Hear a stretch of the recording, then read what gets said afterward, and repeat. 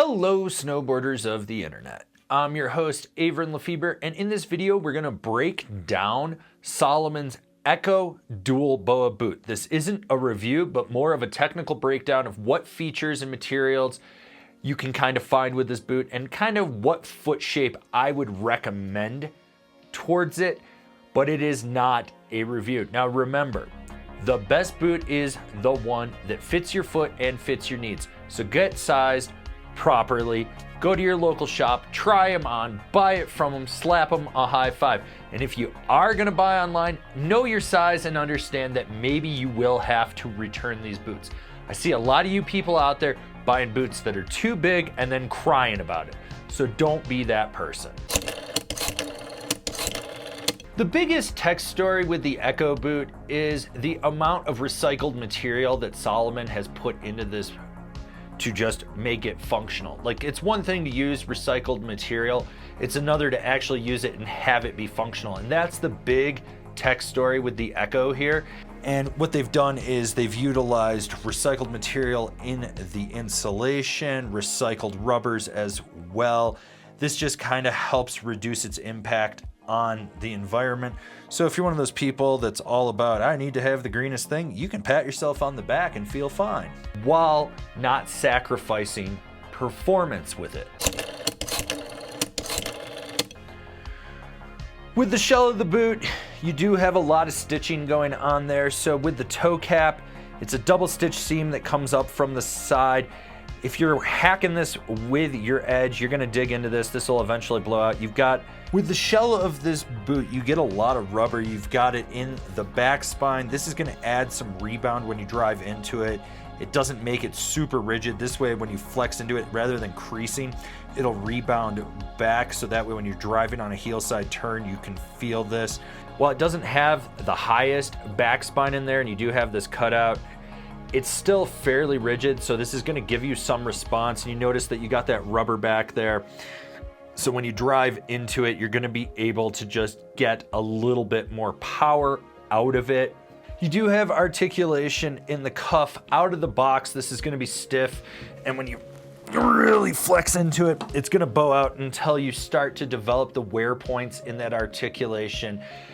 Salomon says this is medium to stiffish. I would kind of agree. It's kind of like that all mountain free ride boot. It's not overly stiff, but it is somewhat stiff. Like, you can tell when I really push into that, it takes a little bit more effort. I know, not the most scientific method, but it does work for this video. Inside the shell of the boot, you do have reflective heat tape in the bottom, so this will help to keep your feet a little bit warmer. If you have Raynaud syndrome or circulation issues and stuff, this is always something good to look at for a boot, because with that reflective heat tape, it keeps that heat in. It'll just keep you a little bit more warm as things go on. And then on the toe, they've also got that rubber wrapped around there. This is going to be a protective agent for when you're resting your board. It does have a double stitch seam, so if you're really aggressive with this, you will wear that stitching down and eventually blow the glue on this, so it'll wear through. You do have single stitch around the eyelets for the boa cable as well. Now this is a multi-layered design, so even if you blow through that seam, this still should protect around the gussets and the eyelets and everything for that cable in there. What you're gonna really notice though is that they designed this so that it uses proper recycled materials that will add some rigidity, some response and durability to the product without sacrificing it. So you can actually see that they did spend some time with this. And Salomon is really known for their footwear. In snowboard boot design, Salomon actually really changed snowboard boots back in about 1998. That was a real driving force that caused a lot of changes in the boots that we see today. But quality-wise, I think this is super solid. This is definitely built well. The material used in the sole of this boot is proprietary to Salomon, and it does utilize 30% natural rubber. This is going to be really grippy, so if you're on ice and you need something that'll give you a little bit more traction, this is it.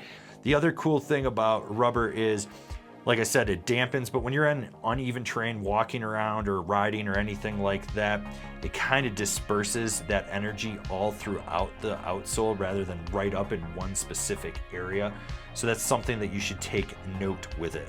This isn't a crazy bulky outsole either. It's not what I would call like footprint reduction or anything like that. It's just not utilizing a lot of materials to be excessively big per se. Remember, the best boot is the one that fits your foot and fits your needs. Please get sized properly. Please get into the right boots. Go to your local shop, try it on, and buy there.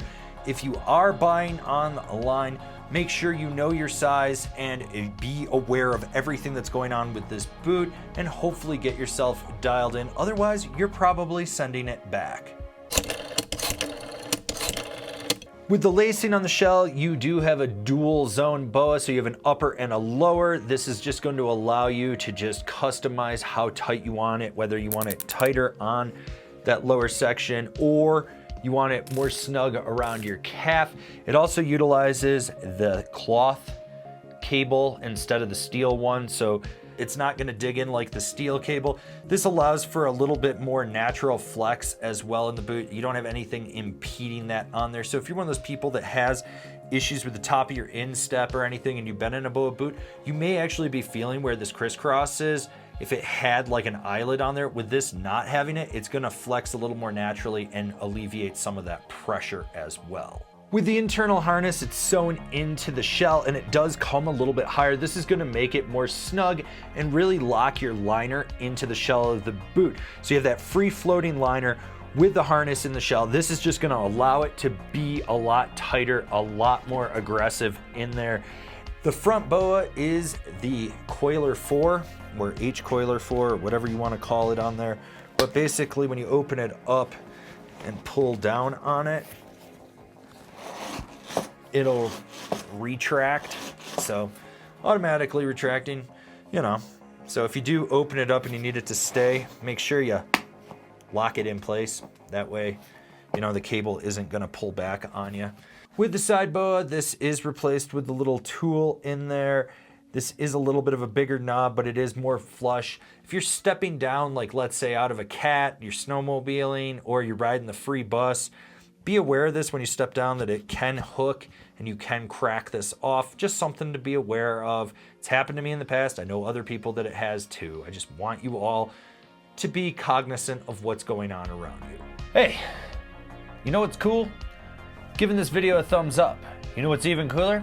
Subscribing while you're down there and clicking the bell so you get those notifications. That way you're not missing any of the content and programming we have coming out for you.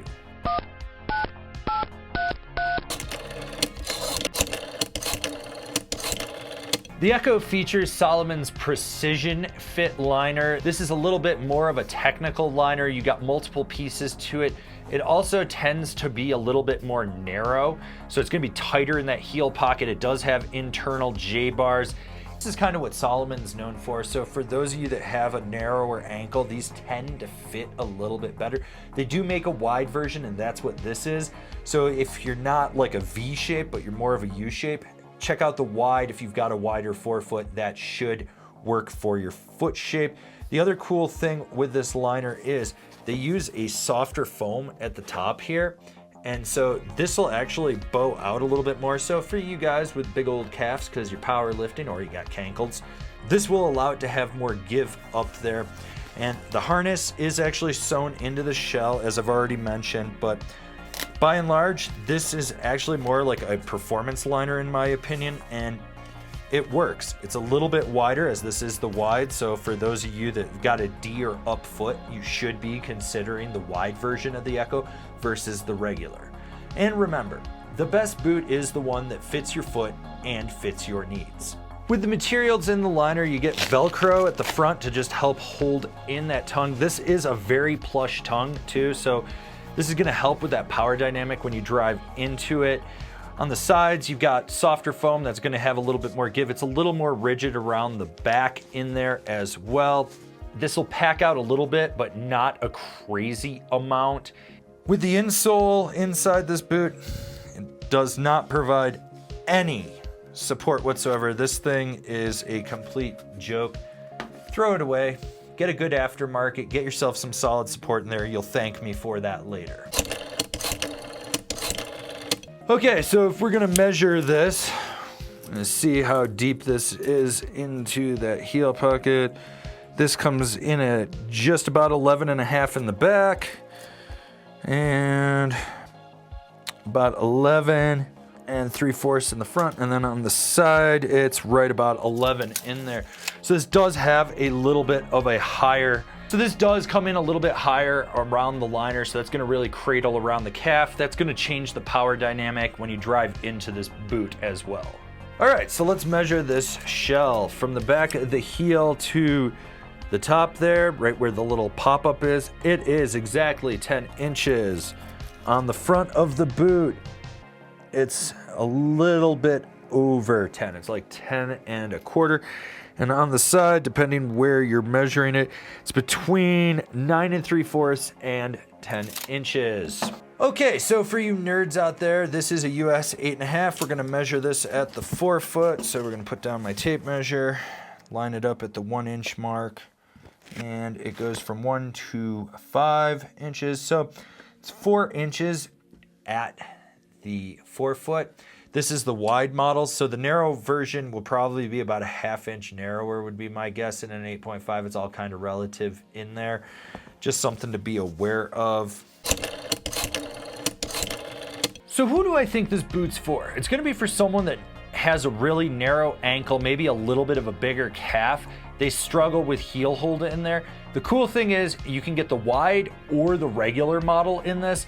So the wide's gonna be a little bit wider at the 4-foot. That's gonna help those of you that have more of just that bulkier foot. But if you've got a smaller foot that's a little tighter at the 4-foot and you struggle with heel hold issues, this would be a boot that I would consider looking at in that regard. Remember, get sized properly, try on a lot of boots, see what works for you, because the best boot is the one that fits your foot and fits your needs. Like what we're doing here? Want to support us further? Swing on over to Angry Snowboarder VIP and become a member. Sure, I could tell you more here, but I got a video over there that explains it so much better. All right, so hopefully we broke down a bunch of the features inside the Echo Dual Boa for you. We got you just dialed in before you go and buy your boot so you know what you're looking for. And maybe this isn't the boot for you. And if that's the case, go watch one of our other boot breakdown videos.